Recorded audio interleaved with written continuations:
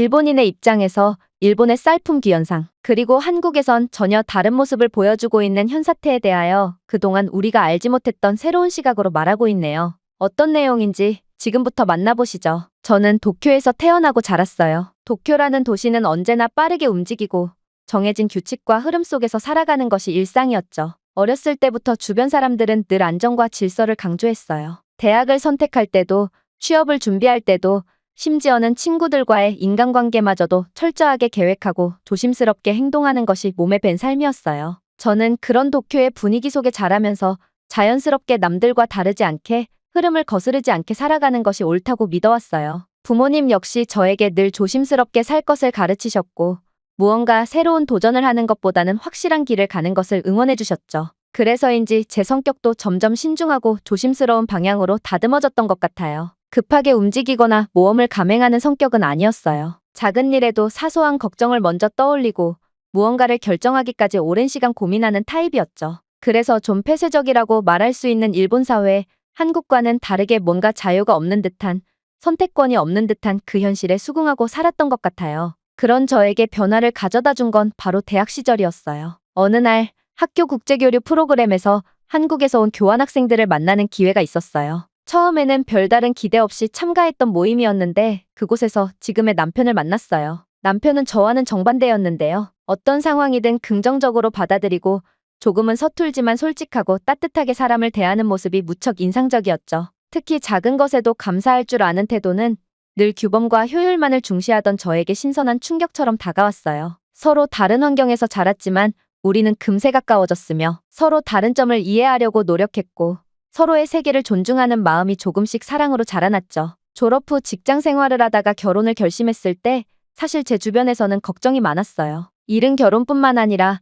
한국에서 살겠다는 그 결정 모든 것에 대해서 말이죠. 특히 부모님은 그래도 일본에 사는 것이 훨씬 안정적이지 않겠느냐고 끊임없이 말씀하셨어요. 저도 솔직히 그때는 그렇게 생각했어요. 한국이라는 나라는 그저 빠른 나라, 변화가 많은 나라라는 이미지 정도밖에 없었고 일본처럼 규칙과 관습이 깊게 뿌리내린 곳이 아니니 과연 안정적으로 생활할 수 있을까 하는 두려움도 있었거든요. 결국 결혼 후 어디서 살지 결정해야 할 때 저는 일본에 체류하는 것이 맞다고 주장했어요. 그러나 남편은 부드럽지만 단호한 태도로 한국에 정착하자고 했어요. 물론 남편의 직장이 저보다 훨씬 더 탄탄한 곳이긴 했고 남편이 경제활동을 위주로 하며 가정을 이끌어가는 게 더 맞다고 생각해서 그렇게 하고 싶어 하는 거였죠. 그 말을 듣고 한참을 고민했어요. 평소처럼 신중하게 조심스럽게 생각을 거듭했죠. 그리고 결국 저는 남편의 손을 잡고 한국으로 오는 것을 선택했어요. 그때까지만 해도 일본 사회는 한국 사회보다 완성도 높은 곳이기에 아이를 키우기에 그리고 살아가기에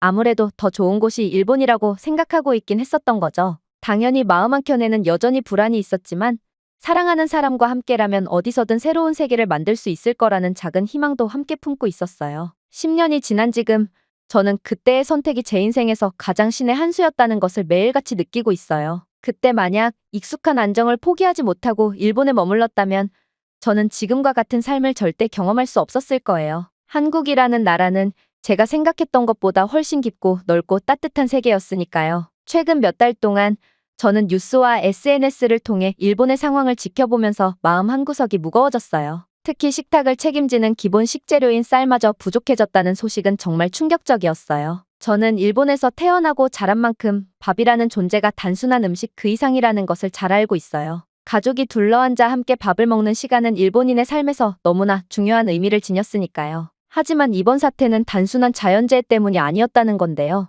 큰 태풍이나 가뭄이 있었던 것도 아닌데 일본 전역에서는 쌀을 구하기가 점점 어려워지고 있었어요. 이유를 들여다보니 믿기 힘든 사실을 알게 되었죠. 바로 일본의 농협들이 대규모로 쌀을 사재기하고 있다는 것이었어요. 시장에 쌀이 풀리지 않도록 의도적으로 조정하고 가격이 오르기를 기다리는 전략을 쓰고 있다는 이야기가 퍼졌죠. 저는 처음 이 소식을 들었을 때 솔직히 믿기지 않았어요. 쌀은 누구에게나 필요한 기본 식량인데 이런 중요한 것을 특정 집단의 이익을 위해 통제하다니요. 예전부터 일본 사회는 민영화가 빠르게 진행되고 있었지만 설마 국민의 식탁까지 이렇게 노골적으로 위협할 줄은 몰랐어요. 물론 한국도 농협이 있고 한국도 농협은 민영단체라고 봐야 하죠. 하지만 일본과는 매우 다른 성격을 보여주고 있어요. 농협은 국민들이 신뢰하는 하나의 공기업처럼 운영되고 있다는 사실이죠. 적어도 한국에선 말이죠. 하지만 일본은 철저히 사기업적인 마인드를 가지고 있어요. 그게 비록 필수품인 식자재일지라도 그걸 가지고 장사를 해야 하고 이윤을 남겨야 하는 거죠. 하지만 적당한 선이라는 게 있는 거잖아요. 일본에선 그런 이익 추구의 분위기가 당연하다고 생각하는 것 같아요. 이유는 간단합니다. 일본에선 거의 모든 공공재나 국가 핵심 산업들이 민영화가 되어 있어요. 그러다 보니 대중교통에서도 이윤을 추구하는 게 당연하게 되었고, 가격이 매우 비싸서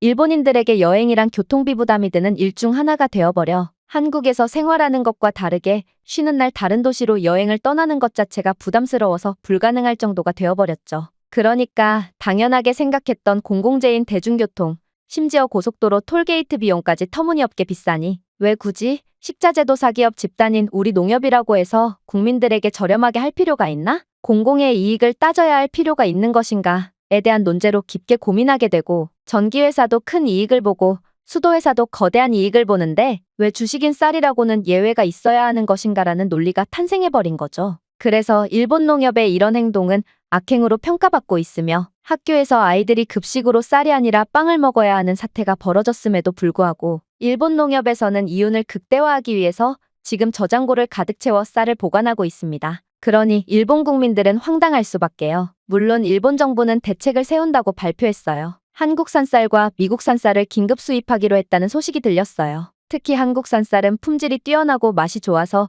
소비자들 사이에서도 기대가 컸어요. 실제로 일부 마트나 슈퍼마켓에서는 한국산 쌀이 들어오자마자 순식간에 품절되었다고 들었어요. 일본 사람들은 신선하고 질 좋은 쌀을 알아보는 감각이 있으니까 한국 쌀에 대한 인기는 당연히 높았을 겁니다. 저 역시나 한국에 살면서 쌀에 대한 불만은 없었으니까요. 만족하면 만족스러웠죠. 하지만 문제는 한국산 쌀이 충분히 들어오지 않는다는 것이었어요. 일본 농협과 관련 이해관계자들이 수입쌀의 대량 유통을 막고 있었기 때문이었어요. 결국 국민들은 높은 가격을 감수하거나 아예 쌀을 구하지 못하는 상황에 내몰리고 있었어요. 저는 이 상황을 보면서 참담한 마음이 들었어요. 자연재해도 불가항력도 아닌 상황에서 국민들이 고통받고 있다는 사실이 너무 마음 아팠어요. 그리고 더욱 무서웠던 것은 일본에서는 이런 문제가 생겨도 별다른 저항이나 근본적인 변화를 기대하기 힘들다는 사실이었어요. 언제부터인가 일본 사회는 너무 깊게, 너무 무겁게 이익과 규칙만을 따르게 되었죠. 공공성과 공동체의 가치는 점점 희미해지고 각자의 이익을 지키는 것이 최우선이 되어버린 것 같았어요. 저는 그 순간 10년 전 한국으로 건너올 때 느꼈던 작은 두려움을 떠올렸어요. 일본이라는 사회가 훨씬 견고하고 안전하다고 믿었던 그때 말이죠. 그러나 지금 일본의 식탁을 위협하는 이 사태를 보면서 그 믿음이 얼마나 위험한 착각이었는지를 깨달았어요. 민영화라는 이름 아래 모든 것이 돈의 논리로 움직이는 사회, 국민 한 사람 한 사람의 기본적인 생활조차 시장 논리에 맡겨버린 사회, 그것이 바로 지금의 일본이 되어버렸어요. 처음에는 몰랐어요. 한국이 식량, 특히 쌀과 같은 생존의 기본을 얼마나 소중하게 다루는 나라였는지를요. 일본에서는 모든 것이 철저하게 시장 논리에 따라 움직였기 때문에 쌀도 결국은 가격과 수익의 문제로만 생각해왔기 때문이 이런 문제가 결국 터진 거죠. 하지만 한국에서 생활하면서 저는 전혀 다른 시선을 배우게 되었어요. 아이를 낳고 키우면서 저는 자연스럽게 먹거리에 더욱 신경을 쓰게 되었어요. 늘 대형마트에서 쌀을 샀지만 어느 날 한 번은 남편이 추천해서 시골에 있는 농민시장을 가보게 되었어요. 차 타고 이동을 하는 불편함을 감수했지만 거기서 우리가 얻어올 것들이 더 많을 거라고 이야기해서 믿고 따라갔죠. 시골 도시에 자리 잡은 작은 재래시장이었지만 그곳은 단순히 물건을 사고 파는 공간을 넘어서 있었어요. 직접 농사를 짓는 농부들이 새벽부터 나와서 쌀이며 채소며 손수 가져다 놓고 단순히 물건만 파는 것이 아니라 어떻게 키웠는지, 언제 수확했는지, 심지어 우리 아이가 먹어도 괜찮을지까지 세심하게 설명해 주었어요. 그날 쌀 한 포대를 사면서 농부 아주머니가 하신 말씀이 아직도 기억에 남아요. 요즘 정부가 쌀 가격은 일정하게 유지하려고 많이 도와줘서 그래도 이렇게라도 팔 수 있어요. 어떤 해는 힘들었는데 요즘은 그래도 좀 살만해요. 저는 깜짝 놀랐어요. 농민이 정부를 신뢰하고 있다는 사실이 저에게는 너무 신선한 충격이었어요. 오래전부터 일본에서는 농민들이 대형 유통회사나 농협에 종속되어 버려 자신들의 가격을 제대로 주장하기도 힘들었거든요. 한국도 90년대까지도 그런 게 심했다고 하더라고요. 유통시장은 폐쇄적이고 그런 폭리를 취하는 유통시장과 계약을 하지 않을 경우 농민들은 소비자를 만날 기회조차 없었던 거죠. 그러나 과학기술의 발전은 결국 한국 사회에서 생산자와 소비자를 직접 연결시키는 구조를 일찍이 구축할 수 있었고 이젠 농민들은 유통사의 횡포에 놀아나지 않는다고 하더라고요. 하지만 일본 시장은 아직까지도 대기업의 논리에 잠식되어 가고 농민과 소비자 모두 소외되어 있다는 차이점이 정말 뼈아프게 느껴집니다. 한국에서는 정부가 직접 나서서 농산물 가격을 안정시키려 하고 소비자와 생산자가 모두 존중받는 구조를 지키려고 노력하고 있었다는 건 제가 직접 눈으로 확인한 사실이죠. 또한 나중에 알게 되었어요. 한국에는 쌀값이 급등하거나 급락하지 않도록 국가 차원에서 비축미를 관리하는 시스템이 있다는 것을요. 필요할 때는 정부가 직접 쌀을 풀어 가격을 안정시키고 농민의 피해를 막기 위해 가격 보조도 해준다는 사실을요. 쌀을 단순히 상품으로 취급하는 것이 아니라 국민의 기본 생활을 책임지는 공공재로 보고 있었어요. 그걸 알게 된 순간 저는 가슴 한구석이 이상하게 먹먹해졌어요. 공공성이라는 단어를 머리로만 아는 것이 아니라 마음으로 느낀 건 처음이었어요. 국민 모두가 함께 살아가기 위해 어떤 것은 시장의 논리에만 맡겨두어서는 안 된다는 믿음. 그 믿음이 실제로 사회 속에서 작동하고 있다는 사실이 저를 깊은 감동에 빠지게 했어요. 생각해보면 한국은 여전히 빠르게 변화하는 사회예요. 하지만 그 변화의 중심에는 언제나 사람이 있어요. 그리고 그 사람을 지키기 위해 때로는 시장 논리보다 공동체의 가치를 우선하는 결정을 과감하게 내리기도 해요. 저는 일본 뉴스를 보면서 국민의 식탁이 위협받는 모습을 보았어요. 한편으로는 그 위태로운 현실이 안타까웠고 다른 한편으로는 지금 이곳 한국에서 살아가는 제 삶에 대해 다시 한번 감사하는 마음이 들었어요. 저는 이 나라에서 시장보다 사람을 먼저 생각하는 사회 속에서 제 가족을, 제 아이를 키우고 있다는 사실에 깊은 안도감을 느꼈어요. 한국에서 살아가면서 저는 매일같이 일본과의 차이를 체감하고 있어요. 특히 요즘처럼 일본 뉴스에서 민영화의 부작용이 연이어 보도될 때마다 한국의 공공 시스템이 얼마나 소중한 것인지 새삼 깊이 느끼게 돼요. 철도, 우편, 수도, 전기, 의료, 심지어 교육까지 공공의 영역이 점점 축소되면서 모든 것이 시장 가격에 맡겨졌어요. 처음에는 효율성을 높이고 경쟁을 촉진하기 위한 조치였다고 해요. 하지만 시간이 지날수록 그 결과는 뚜렷하게 드러났어요. 가격은 오르고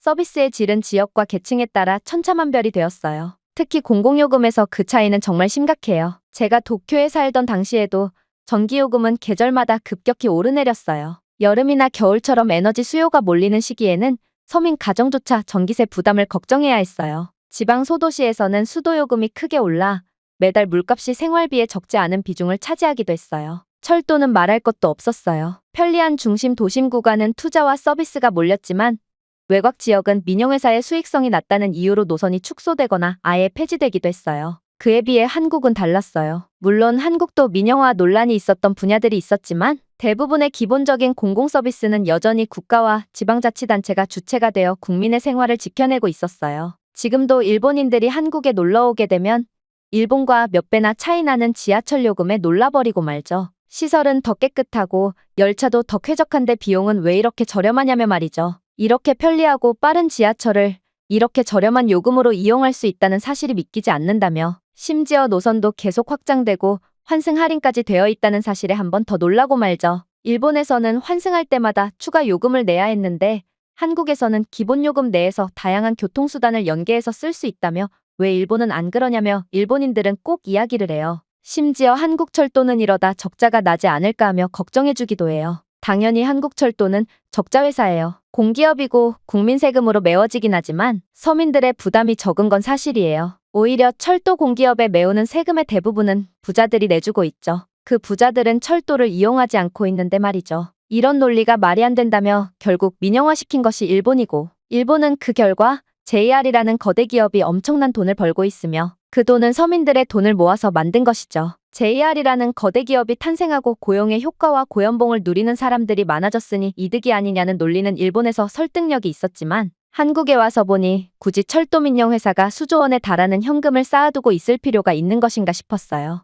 전체적인 사회적 비용을 따지면 민영화는 잘못된 선택이라는 것이죠. 여전히 한국에서도 이런 민영화에 대한 논리는 늘 나와요. 하지만 한국은 단순히 수익성만을 따지지 않고 국민 모두의 이동권을 지키기 위해 정책적으로 관리하고 있었어요. 바뀌지 않을 것 같고 그래서 믿음직스러워요. 민영화의 결과는 끔찍하다는 걸 일본을 보고 다시 한번 깨달았으면 좋겠어요. 당연히 전기요금도 마찬가지예요. 한국은 연료비가 급등해도 급격하게 요금을 올리지 않고 정부가 어느 정도 가격을 조정하면서 국민 부담을 최소화하려는 노력을 이어가고 있었어요. 물론 한국 사회에도 여러 논란이 있었지만 적어도 기본적인 생활을 유지하는 데 필요한 비용은 공공성이라는 이름 아래 보호되고 있었어요. 그리고 이런 차이는 단순히 돈의 문제가 아닙니다. 삶의 안정감, 일상의 신뢰, 그리고 국가에 대한 신뢰까지 연결되는 문제라고 봐야 해요. 일본에서는 언제 전기요금이 또 오를지, 언제 수도세가 2배로 뛸지, 언제 내가 사는 지역의 버스 노선이 사라질지 모르는 불안이 항상 따라다녔어요. 시장 논리에 맡겨진 사회는 결국 약한 사람부터 소외되기 마련이니까요. 반면 한국에서는 모든 국민이 최소한의 생활을 보장받아야 한다는 원칙이 실질적으로 작동하고 있습니다. 교통이든 수도든 전기든 누구든 크게 걱정하지 않고 일상을 이어갈 수 있죠. 그리고 그 기본적인 신뢰가 사회 전체에 부드럽고 따뜻한 온기를 퍼뜨리고 있어요. 저는 일본 뉴스를 보면서 점점 생활비에 허덕이고 기본 서비스조차 제대로 제공받지 못하는 사람들의 모습을 볼 때마다 마음이 아파요. 그리고 동시에 한국에서 살아가는 이 삶이 얼마나 소중하고 감사한 것인지를 더욱 절실히 느끼게 되었어요. 시장은 편리함과 효율을 가져올 수 있어요. 하지만 시장에만 맡겨둘 수 없는 것이 있어요. 그것이 바로 삶이고 사람이고 공공의 가치라는 것을 저는 한국에서 매일 체감하고 있습니다. 이제 저는 이곳에서 가족을 이루었고 아이들을 키우고 있어요. 그리고 문득 생각하게 되었죠. 나는 이 아이들에게 무엇을 가르칠 수 있을까 하고요. 그 답은 의외로 가까이에 있어요. 바로 우리가 매일 누리고 있는 이 삶 속에요. 길을 걷다가 타는 버스, 지하철, 집안에 흐르는 깨끗한 수돗물, 여름철에도 걱정 없이 켤 수 있는 에어컨, 마트에 가면 언제나 살 수 있는 쌀과 채소. 이 모든 것들은 단순히 당연한 것이 아니에요. 사실은 공공재라는 이름 아래 누군가가 책임지고 지켜주는 덕분에 저렴하게 그리고 안정적으로 누릴 수 있는 것들이었어요. 그리고 그 배경에는 더 많은 세금을 내는 사람들이 있어요. 부자들이 낸 세금이 우리 같은 평범한 가정에도 혜택이 돌아오게 만들어주었어요. 누군가는 더 많이 부담하고 누군가는 덕분에 조금 더 아끼며 살아갈 수 있는 기회를 얻고 있습니다. 저는 이 사실을 아이들에게 꼭 알려주고 싶어요. 이 세상은 혼자서 사는 곳이 아니라고. 모든 것은 연결되어 있고 서로를 생각하는 마음 위에 우리가 살아간다고 말이죠. 한국은 그런 가치를 일상 속에 녹여낸 나라예요. 시장 논리에만 맡기지 않고 국가가, 지역사회가, 그리고 이웃들이 함께 만들어가는 나라예요. 그래서 저는 이곳에서 살아가는 것이 자랑스럽고 아이들에게도 이 자랑스러운 사회의 일원이 된다는 것의 의미를 알려주고 싶어요. 당연한 것은 없다고, 누군가의 배려와 노력 덕분에 우리는 지금 이렇게 살고 있다고, 그리고 우리도 언젠가는 그런 사람이 되어야 한다고, 이런 소중한 가치를 한국이라는 나라에서 아이들과 함께 배우고 가슴 깊이 새기며 살아갈 수 있다는 사실이 지금의 저를 누구보다 행복하게 만들어주고 있습니다. 그리고 한국에 살고 있는 지금이 감사할 따름입니다. 오늘의 영상은 여기까지입니다. 그리고 지금 화면에 나오는 영상을 아직 시청하지 않으셨다면 지금 바로 시청해보세요. 재미있는 다음 사연이 기다리고 있습니다. 감사합니다.